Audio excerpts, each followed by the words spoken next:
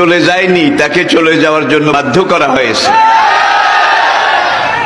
একটা মাহফিলে 10 লাখ 15 লাখ লোক হওয়া, এটা দুনিয়ার কোন রাষ্ট্রপ্রধানের ইতিহাসেও নেই, ঠিক কিনা বলুন?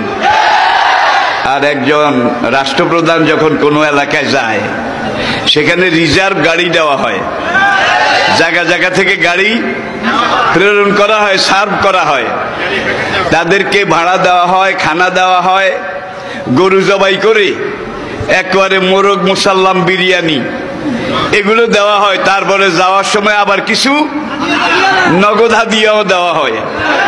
কিন্তু আমাদের মাহফিলে, আমার ছেলেদের, আমার সন্তানদের মাহফিলে যারা আসে, তারা নিজের খরচে আসে, নিজের খরচে খায়।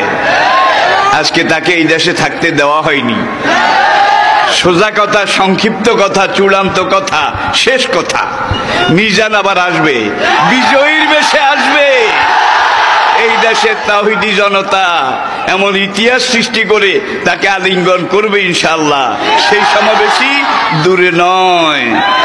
আমাদের সেই দিনী ভাই, আমার সেই সুযোগ্য সন্তান, অচিরে আল্লাহ তাকে আবার আমাদের মাঝে ফিরিয়ে আসার মতো, আনার মতো সৌভাগ্য, পরিবেশ, পরিস্থিতি এটা তিনি যেন দান করেন।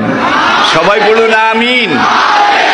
আর আমি আল্লাহর শুকর, বর্তমান শুধু বাংলাদেশ নয়, এই বয়সে পুরা পৃথিবী ঘুরে বেড়াচ্ছি এবং আমি কিছু ব্যতিক্রম ধর্মী, কোরআনের উপরে গবেষণা ধর্মী কথাবার্তা এটা বলার চেষ্টা করছি। ঘোষণায় আপনারা বলেছেন ডক্টর, আমি এটার প্রতিবাদ করতে করতে একেবারে ক্লান্ত হয়ে গেছি। আমি আসলে ডক্টর না। পাকিস্তান আমলে যখন লেখাপড়া করি, তখন ডক্টর হতে হলে বিদেশে যাওয়া লাগতো।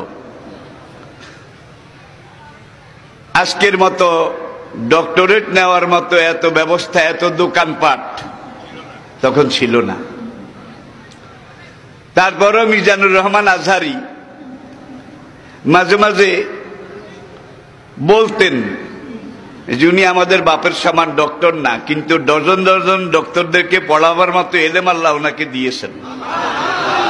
এই জন্য অনেকে ডক্টর মনে করে, আসলে কথাটা ঠিক নয়।